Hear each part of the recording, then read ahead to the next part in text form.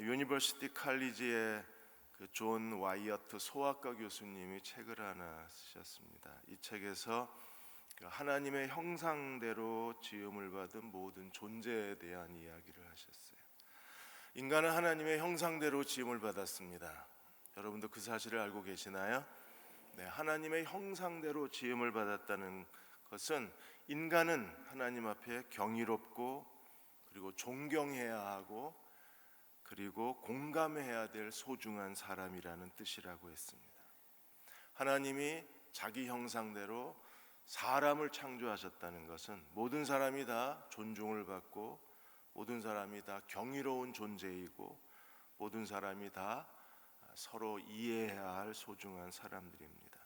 무엇보다도 하나님의 형상대로 지음을 받았다는 것은 모든 위험과 모든 적대와 그리고 모든 그 부당함으로부터 보호되어져야 할 거룩한 존재라는 사실을 기억해야 한다고 했습니다. 하나님이 사람을 창조하셨습니다. 그들은 모든 위험으로부터 보호를 받아야 하고 가장 경이롭고 존경받을 만한 사람들입니다. 하나님의 형상을 가졌다는 사실 자체가 모든 인간이 다 하나님의 거룩함이 그 안에 있고 그리고 하나님의 형상대로 지음을 받았다는 것은 그가 하나님의 소유라는 뜻이고 그리고 하나님의 형상대로 지음을 받았다는 것은 그 사람 안에 하나님이 있다는 뜻입니다. 옆에 계신 분 한번 쳐다보겠습니다. 그분이 하나님의 형상대로 지음을 받은 사람입니다. 그 안에 하나님의 생명이 있습니다. 그분 안에 하나님이 계십니다. 그분은 하나님의 소유된 사람입니다. 그런데 최근에 들어와서 이런 인간의 존엄성이 상실되어 가고 있는 거예요. 2016년도에 묻지마 범죄에 대한 통계입니다. 아무 이유 없이 어떤 원한 관계도 없는데 그냥 곁에 있었다는 이유만으로 묻지마 범죄가 일어나고 있는 거예요. 사람을 죽이고 사람을 해치고 사람을 넘어뜨리는 일에 대해서 사람들이 죄책감을 갖지를 않습니다. 만일에 우리가 사람을 함부로 대하고 사람에 대한 존엄성을 잃어버리고 사람의 가치를 훼손한다면 우리는 하나님의 형상을 더럽히는 것이고 또 하나님의 소유 그분의 소유를 손상시키는 사람이 될 수밖에 없습니다. 그래서 레위기 17장에서 27장, 26장까지는 성결법전이라고 부릅니다. 하나님 앞에 우리가 어떻게 거룩하게 살 수 있는가를 가르치는 거예요. 레위기의 중심 주제가 무엇입니까? 19장 2절에 내가 거룩하니 너희도 거룩한 자가 되라고 말씀하셨어요. 너희는 거룩하라. 왜 그렇게 해야 되나요? 나 여호와 너희 하나님이 거룩함이니라. 하나님이 거룩하시기 때문에 우리도 거룩한 자가 되어야 합니다. 이 19장 2절을 가지고 레위기 전체를 개관할 수 있어요. 레위기 전체 구조를 보면 1장에서 16장까지는 내가 거룩하니, 그래서 거룩하신 하나님 앞에 어떻게 제사를 드려야 되고 거룩하신 하나님을 섬기는 대제사장과 제사장은 어떻게 임직을 하고 어떤 제사를 드려야 되고 그리고 내가 거룩하니 하나님이 거룩하시기 때문에 우리는 어떤 음식을 먹고 또 일상생활에서 하나님 앞에 정결한 자, 부정한 자에 대한 올바른 이해와 지식과 인식을 갖고 살아야 돼요. 그리고 오늘 17장에서 이 17장이 하나의 중간에 다리 역할을 합니다. 하나님의 거룩함과 우리의 거룩함의 중간에 다리 역할을 하는 거예요. 그래서 17장이 두 부분입니다. 하나님 앞에 제물을 드릴 때 어떻게 드려야 되나? 내가 거룩하니. 그 다음에 우리가 피를 먹으면 안 돼요. 피의 윤리. 그건 17장에서 27장까지 너희도 거룩하라. 이 부분을 다룹니다. 그래서 17장이 내가 거룩하니 1장에서 16장까지의 내용, 너희도 거룩하라 18장에서 27장까지 내용, 두 개의 내용을 연결하는 다리 역할을 우리에게 하고 있습니다. 그래서 17장 1절 2절에 보시면 하나님 모세에게 말씀하시기를 여호와의 명령이라 그랬어요. 누구에게 한 명령입니까? 첫 번째 아론과 그 아들 제사장에게 주신 명령이고 동시에 이스라엘 모든 자손에게 주신 명령.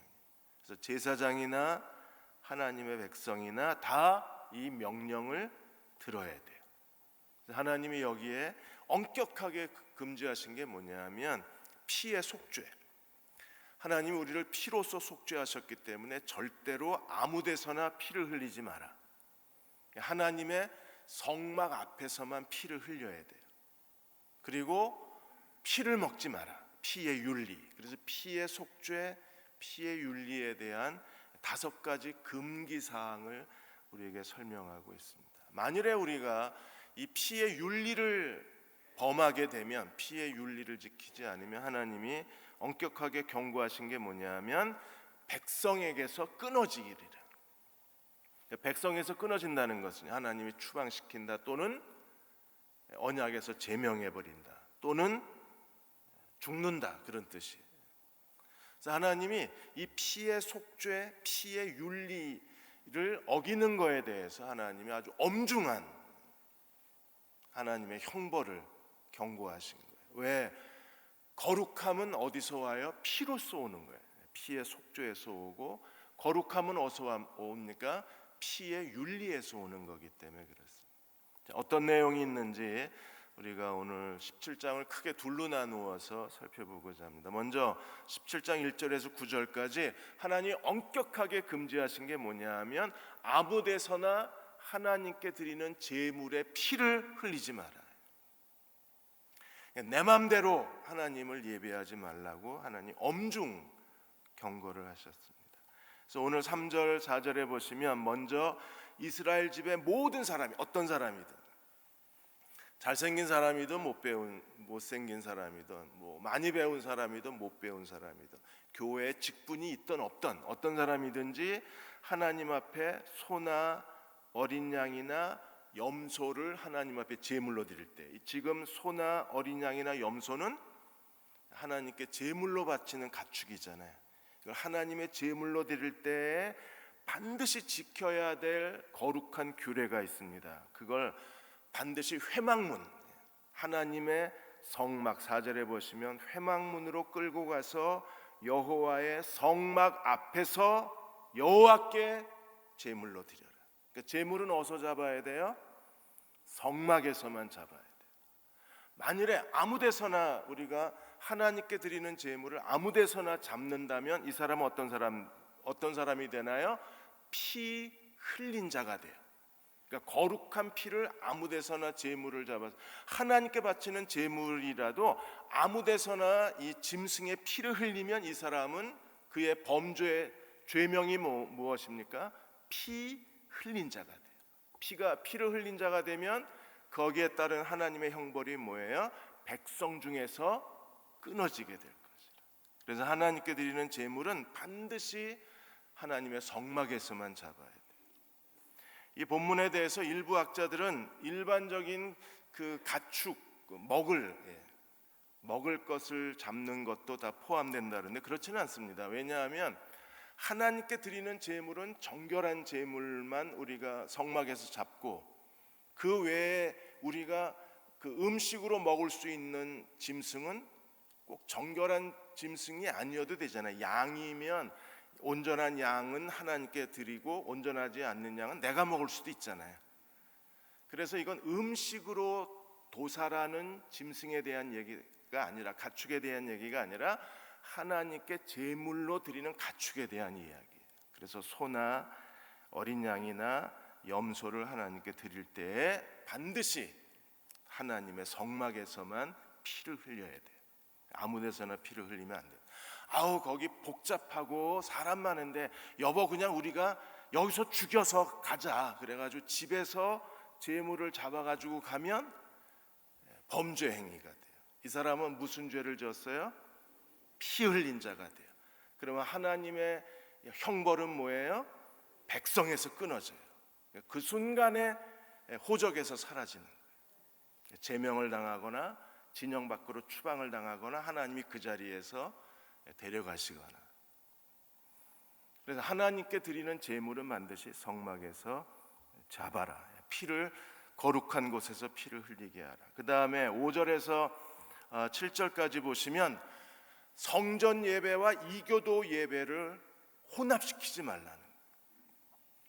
그러니까 우리가 신앙생활하는데 제일 두려운 게 뭐냐면 내 맘대로 그냥 나 하고 싶은 대로 예수 믿으려는 사람들이 있고, 또 하나 두려운 게 뭐냐면 우리가 자기 하나님을 섬기는 그 여호와를 섬기는 신앙에다가 우리가 이교도의 여러 가지 요소를 더하게 될 때 그것에 대해서 하나님이 엄중하게 경고를 하신 거예요. 천주교가 타락한 가장 큰 이유 중에 하나가 이제 그런 이교도 요소에 있는 거잖아요. 그 화려한 그 그림들이 있고 또 여러 가지 그 예식들이 있습니다. 당시에 로마 신화와 그리스 신화를 섬기는 이교도적인 요소가 기독교 안으로 흘러 들어온 게 성화가 있고, 그 다음에 묵주를 하고, 그리고 뭘 이렇게 찍어 바르고, 이런 게 전부 이교도적인 요소가 기독교 안으로 들어온 거예요. 그래야 더 화려해 보이고 더 웅장해 보이고 그리고 더 거룩해 보이기 때문에 그런 이교도 요소가 들어온 겁니다. 그러니까 그런 거를 하나님이 엄중 경고하신 거예요. 그래서 먼저 5절에 이스라엘 자손이 들에서 잡던 그들의 제물, 들에서 제물을 바쳤습니다. 이게 우상 숭배잖아요. 이교도 예배. 우상 숭배는 다 어서 제물을 잡았어요. 들에서 아주 큰 그 산이나 아니면 큰 나무 밑이나 들에서 전부 우상의 제물은 들에서 바쳤습니다. 그런 것처럼 하나님께 드리는 제물을 들에서 바치면 안 돼요. 그래서 반드시 어디 와서 드려야 돼요? 성막에서만 하나님께 제물을 드릴 수 있어요. 그래서 5절에 들에서 잡던 제물을 회막문에게 데려와서 화목제도 회막문에서 드리고, 6절에 그 하나님 앞에 이 제물을 드렸을 때에 피는 어디다 발라야 돼요? 제단에 뿌려야 되고, 기름은 어떻게 해야 돼요? 다 불태워서 하나님께 향기로운 냄새가 되게 해야 돼요. 하나님이 정하신 방법대로 하나님께 예배를 드려야 되지, 아무 데서나 내가 하고 싶다고 들에서 하나님께 화목 제물을 드릴 수는 없어요. 화목 제물은 우리가 하나님께 일부를 드리고 나머지는 가족이 다 먹었잖아요. 화목 제물은. 그래서 반드시 회막에 가지고 와서 여호와가 정하신 방법대로 여호와가 정하신 장소에서 하나님께 제물을 드려야 합니다. 또 7절에 보시면 당시 애굽에서 음란하게 섬겼던 그 우상 숭배가 염소 숭배입니다. 그래서 너희가 전에 음란하게, 영적 간음이 우상 숭배잖아요. 순념서에게 다시 제물을 드리지 마라, 제사하지 마라. 하나님이 엄격하게 우상 숭배를 금지해 놓으셨어요. 그리고 8절과 9절에 보시면 다시 하나님께서 강조하시는데, 이스라엘 백성뿐 아니라 이스라엘 땅에 있는 사람들은 다 이 규례를 지켜야 합니다. 그래서 8절에 이스라엘 집 사람이나 그들 중에 거하는 거류민이나 어떤 사람이든지 번제나 제물을 드릴 때 반드시 어디에 가서 하나님 정하신 장소에서 하나님이 정하신 규례대로 하나님께 제물을 드려야 돼요. 그 외에 다른 방식으로 드리는 것을 하나님이 원하지 않으시는 거예요. 그러므로 우리가 하나님을 섬길 때에 하나님이 정하신 방법대로 하나님이 정하신 장소에서 하나님이 요구하시는 대로 하나님을 섬기는 거룩함이 우리 안에 있어야 돼요. 신앙생활이 오래되다 보면 사람들이 점차 내 맘대로 하나님을 섬기기 시작하고 내 식대로 예수님을 따르려고 그러고, 그리고 내가 만든 하나의 신앙의 틀을 그게 마치 가장 거룩하고 가장 올바른 것처럼 스스로 신앙의 자만심에 빠지기가 쉬워요. 그러니까 그런 거에 대해서 하나님이 경고하신 겁니다. 한국의 무디로 알려진 이성복 목사님은 평생을 회개하는 마음으로 사셨어요. 우리도 하나님을 섬길 때 혹시 내가 잘못되지는 않았나 계속 자기를 살피고 우리도 하나님 앞에 회개하는 마음으로 살아가야 돼요. 나만 옳고 나만 괜찮고 내가 하는 건 다 올바르다고 생각하는 순간에 우리도 잘못하면 염소 숭배에 빠질 수 있고, 잘못하면 들에서 제물을 바칠 수도 있고, 잘못하면 아무 데서나 제물의 피를 흘릴 수 있는 실수를 하기가 쉬운 거예요. 그래서 끊임없이 자기를 돌아보아야 합니다. 이성복 목사님이 이렇게 평생을 회개하는 마음으로 사시게 된 이유가 어디 있나요? 그분이 6살 때 어머니를 따라서 교회를 나가기 시작하셨는데, 당시 교회가 평양에 있었어요. 그래서 교회 한번 가려면 40리를 걸어갔다가 40리를 걸어와야 돼요. 그 당시에 뭐 택시가 있는 것도 아니고 뭐 나귀를 탈 수 있는 것도 아니고, 그래서 걸어갔다가 걸어오면서 예배를. 근데 얼마나 그 예배를 신실하게 사모했는지, 나중에 목사님이 혹시 오늘 기도할 사람 있으면 나와서 기도하라 그랬더니 6살, 그땐 7살이셨구나. 7살 된 이성복 목사님이 나가서 기도했는데 교인들이 다 은혜를 받을 정도였어요. 그렇게 기도를 잘하셨어요. 그러다가 나이 20살 때 이제 마부가 돼서 그 아주 거친 일을 하셨었는데, 그때 이제 완전히 신앙을 잃어버리세요. 세상은 불공평하다, 하나님이 살아계시면 왜 이렇게 세상이 불공평하냐 이러고 하나님을 원망하고 떠나요. 어머니가 계속 경고를 하셨습니다. 너 그러다 하나님한테 얻어맞는다고. 하나님 계시면 날 치실 것이고 안 계시면 날 안 치실 거다 이랬어요. 하나님이 계신가요? 계십니다. 그럼 어떻게 됐어요? 치셨어요. 그래서 29살 때 그 전에 먼저 회개하고 신학교를 가요. 하나님이 한번 치니까 정신 번쩍 차리고 신학교를 갔다가, 그래서 신학교를 다니면서 이제 29살 8월 1일 날 이제 교회를 개척하려고 준비하다가 갑자기 고열의 혼수 상태에 빠져요. 8월 12일 날. 그래서 막 헛소리를 하고 막 그 온몸이 불덩이 같이 뜨거워지고, 이젠 죽는구나 싶었는데, 그 정신이 혼미한 가운데 하나님의 음성이 들려요. 이성봉, 넌 이제 죽는다 그러더랍니다. 죽으면 내가 천국에 가나 지옥에 가나 하는 생각이 드셨대요. 이대로 죽으면 천국 가기가 어렵겠다는 생각이 들어서 그 의식이 그 희미한 가운데서도 막 자기 죄를 고백하기를 시작하다가 벌떡 깬 거예요. 순간적으로 열이 확 내리고 다시 정신을 차리고 마누라를 앞에 앉혀놓고 자기의 죄를 마누라한테 다 얘기를 했답니다. 그리고 나서 온몸이 회복되는 걸 경험하고 하나님 앞에 자기가 회개한다는 게 얼마나 중요한가를 알고, 그래서 이 조선 땅에 회개 운동을 일으키셨던 분이 이성복 목사님이에요. 우리도 계속 회개하는 마음을 갖고 살아야 돼요. 왜? 혹시 내가 잘못될 수도 있잖아요. 내가 주장하는 게 틀릴 수도 있는 거잖아요. 그래서 늘 회개하는 마음으로 주님을 섬겨야 합니다. 그래야 내 맘대로 신앙의 이 완고함에서 우리가 벗어날 수가 있어요. 10절에서 16절까지 이제 주님께서 피를 먹지 말라고 엄히 경고를 하셨습니다. 그래서 10절에 이스라엘 집 사람이나 그들 중에 거류하는 거류민들 중에 무슨 피든지 먹는 자가 있으면 내가 그 피를 먹는 사람에게 대하여 어떻게 하시겠다고요? 내 얼굴에 대하여 그를 백성 중에서 끊어버리라. 사슴 농장에 가면 그 사슴 목덜미에다 빨대 꽂고 피 마시는 분들이 계시답니다. 난 그게 그냥 웃기는 얘기인 줄 알았는데 실제로 오래 사시려고 그런 온갖 기생충이 그 짐승의 피 안에 있기 때문에요. 그 돈 있다고 막 그렇게 사시면 안 돼요. 아무 피든지, 주님이 엄히 경고하신 게 뭐예요? 피든지 절대 먹지 말라고 주님이 경고하시죠. 피를 먹으면 끊어지게 될 것이라고 주님 말씀하셨어요. 왜 그러셨어요? 11절에 모든 육체의 생명이 어디에 있습니까? 모든 육체의 생명은 피에 있습니다.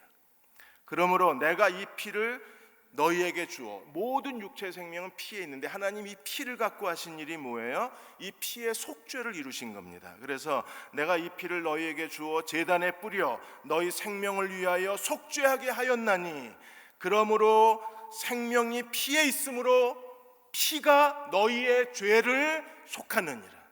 짐승의 피가 우리의 죄를 속하고 예수 그리스도의 피로 하나님이 우리의 죄를 용서하시고 모든 속죄는 다 피로써 이루어지는 거예요.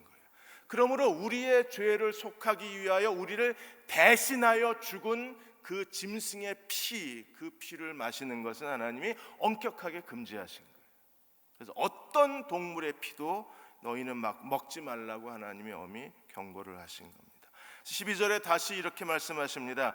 그러므로 내가 이스라엘 자손에게 말하기를 너희 중에 아무도 피를 먹지 말고, 이스라엘 백성만 그런 게 아니라 이스라엘 땅에 사는 사람들은 어떤 거류민이라도 절대 피를 먹지 말라 그랬어요.